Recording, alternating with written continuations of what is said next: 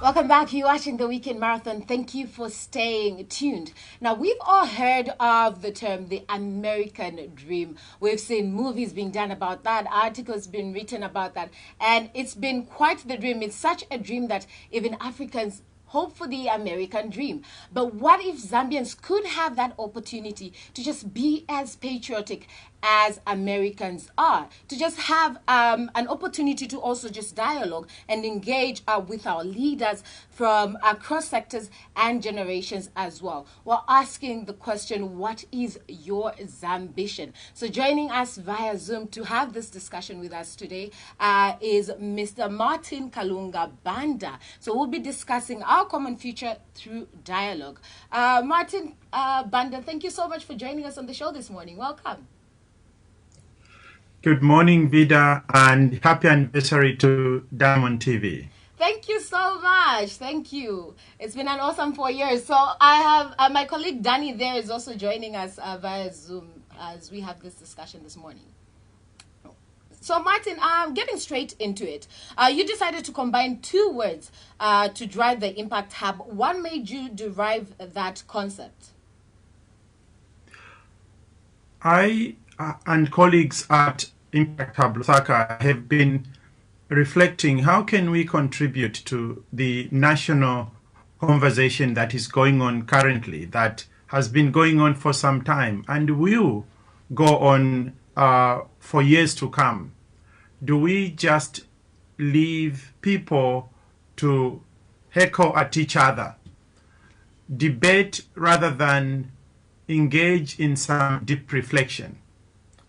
At the same time, we came together and began to realize, all of us, not only those in high-ranking positions, have a dream for the country. Every Zambian has or must have a dream for the country. And that's how we coined the term Zambition. What is your highest aspiration for the country? And once we stop to listen to each other, rather than insult one another, rather than throw stones at one another, we begin to see that every Zambian has some aspiration, something she or he looks forward to contributing or enjoying. Okay. Having aspirations, Martin, is one thing, and actually realizing them is another. In you forming this organization, what is the objective? Realizing that all of us have aspirations, but not all of us will realize those aspirations. Danny, the beginning is dialogue. When people choose or elect to sit down and think together rather than heckling at each other, that's the beginning of clarifying what will culminate into action. So, mindless action will not take us anywhere, just like actions that are not mindful will not take us anywhere. It is the capacity for us as citizens in our collective nature and in small groups as individuals, when we deeply reflect, what is the Zambia I want?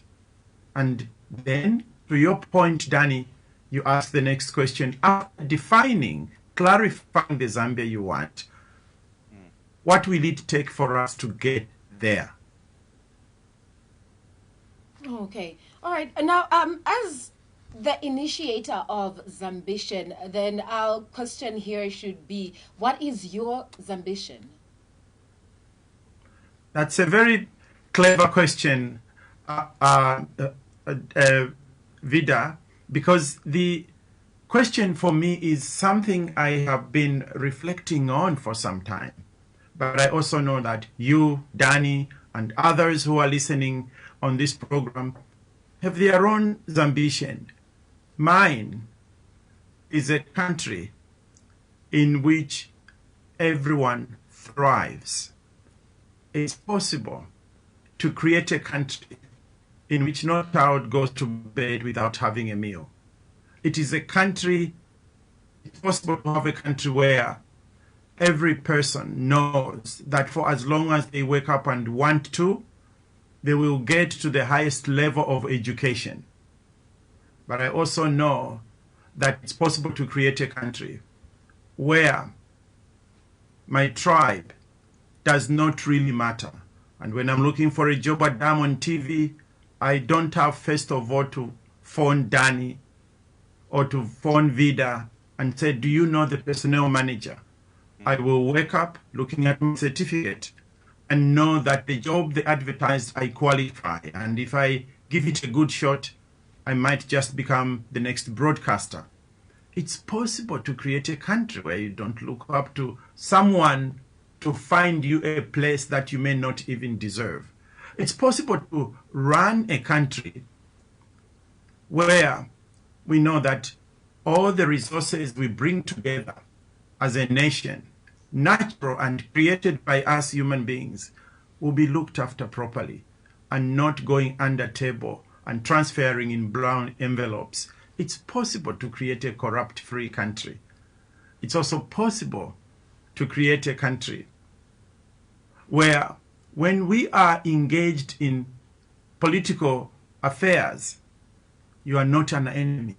The translation of opposition or ruling or any other domain of politics you may create a name should not interpret itself into an enemy. When I'm on your opposite side, I'm just a fellow thinker whose thoughts might challenge yours, so that together we might find a better way of helping one another and those who will come after us. We're living in an era when a lot of people have lost hope, and not to digress into a political discussion. How do you then intend to tap into the minds of people that have basically just said, you know what, I have no ambition whatsoever, and in this case, I have no Zambition? It's possible to meet people who have lost hope. And yes, we are living in extremely tough times, not only because of COVID-19, but also because the wave across the world is moving towards dictatorships. This is not just an African phenomenon, it's a global phenomenon. And we know at the same time that unless we make our economy tick and serve everyone, many people lose hope. And yet it requires only one person at a time waking up, like the three of us in these conversations, and saying, is there something to live for tomorrow? Is there something I can strive for today so that my child and my child's child can come and live a better life? We have to hold one another's hand so that the hope doesn't die in everyone's heart. As they say, when you have no hope, you perish, because you have nothing that makes you wake up every day and strive to do your level best. Okay.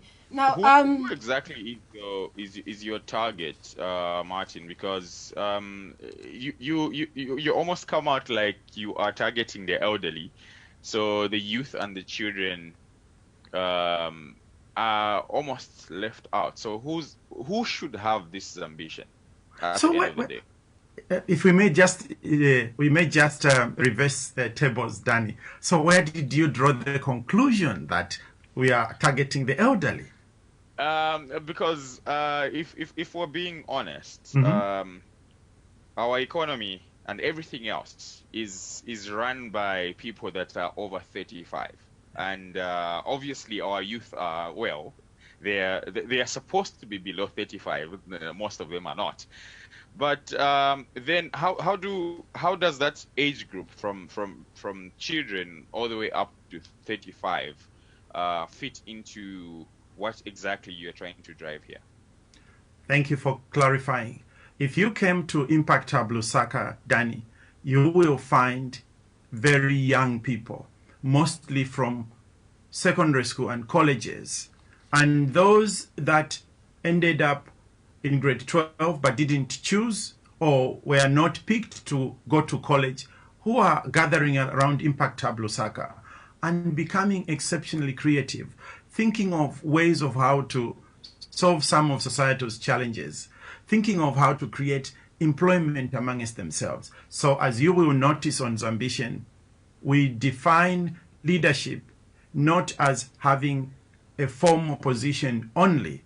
It is anybody, absolutely anyone seeking to make a difference in society. And that's why we call ourselves a social entrepreneurship hub. We are a thinking space where you come connect with people you didn't know just a while ago and begin to think about things that work for you and for other people. Okay. Now, for you watching at home, we want to know what your Zambition is. We're joined by Martin Kalungu-Banda, and we're discussing this, which is two words combined and making that the Zambition. We all know about the American dream, but what is the Zambian dream? Now, for you, Martin, as someone who had worked with the late President Levi Mwanawasa, and us discussing dialogue today, has there been a difference in maybe access for people to just dialogue, have that dialogue with our leaders in society? We can always, as a society, do better at dialoguing. But in the first place, there has to be mutual respect. If I don't respect you, no matter how I pretend we can talk together, it doesn't work. And when you make reference to President Mwanawasa, he made his own effort. He had his own challenges. And yet, you could feel that there was space, openness. One of the things, for instance, that he was very conscious of was not to meddle in the freedom of the press, to try and desist. And you remember, up until he won the elections, he was called all sorts of names, and yet he constantly told those around him and many other people that came in contact with him that it wasn't their job as a government to try and crumple down and limit the voice of the media. But he also wanted to extend, when he realized he needed everyone in the country to be part of the journey of building the country. That's how he invited the one who became later the president of our nation, His Excellency Rupia Banda. So he was open to dialogue. He was open to engaging in conversation. And you remember just before he flew to the African Union meeting where he suffered what later on took his life, one of the last things he did was to speak at an African-wide conference that was being held in Lusaka for the Catholic leaders. And for a long period of time, he had a conflict with that. And yet, at that moment, he realized for all the African bishops meeting together, this is an opportunity to go and meet them, a kind of reconciliation. He wasn't perfect at all, but you couldn't doubt his genuineness. You couldn't doubt his commitment to making government institutionalized. He emphasized we need to create a government of laws, a nation of laws, not a nation governed by the whims of men and women. When we emphasize you and I, and not institutions, then we can't create a fair society. We can't create courts that people trust. We can't create an education system that people truly believe in. And government departments that are blind to who you are, but only serve you because you are a Zambian. Okay. Now, Danny, you wanted to say something? Yeah, I mean, you have sort of almost castigated the current environment that we are in. Does it provide a suitable environment for anybody to have Zambitions where we are today? In a way, all of us are guilt. Are guilt of creating acrimony in the country. It's like a section of us are not part of us. And yet, if we sit down from north to south, east to west of our country, we are all just one. The fact that I'm fighting for the same position should not make me look at you, Danny, as an enemy. We are all Zambians. And if we start to throw stones at one another, we are not more other countries that will have sunk into conflict. Yeah. We can take it for granted. It only requires one little tip and the whole thing goes sour. And reversing what goes sour can almost be impossible in certain respects. We are talking about countries that have been reduced to rubble. It is one little thing after another going in the wrong direction. By the time you wake up, it has all happened. The world sleepwalked into First and Second World War. Syria sleepwalked into the conflict that they have now. Almost every other conflict you talk about in the world, nothing simply erupts at a go. It is one little element that we tolerate. This and that we tolerate. Before you know it, the fracture has caused a chasm, and we will be unable to cross from one side to the next. But more so, the responsibility comes to those who are in different leadership positions. Maybe you are in government. Pay attention to the fact that your actions could be piling up to that which will cause the chasm I'm talking about. Yeah. It might be that you are a church leader and you are only looking at what works for you instead of addressing the truth that needs to be addressed. You are creating that chasm I'm talking about. Or you could be a trade union leader, or maybe a youth who is being used by other people, a business person who is not thinking about what you are bankrolling. You are adding on to that country, which will be an impossible place for your children and your children's children to live in. What I'm saying, colleagues, is simply this. All the conflicts we see in the world, people went into there sleepwalking because nobody thought it would finally reach a tipping point in the negative. Well, Martin, Okay, so- thank you so much for joining us on the show. I think that's a good way to end the discussion, and we'll continue to ask our viewer to let us know what their ambition is. But yeah, thanks once again for joining us on the show this morning, Martin.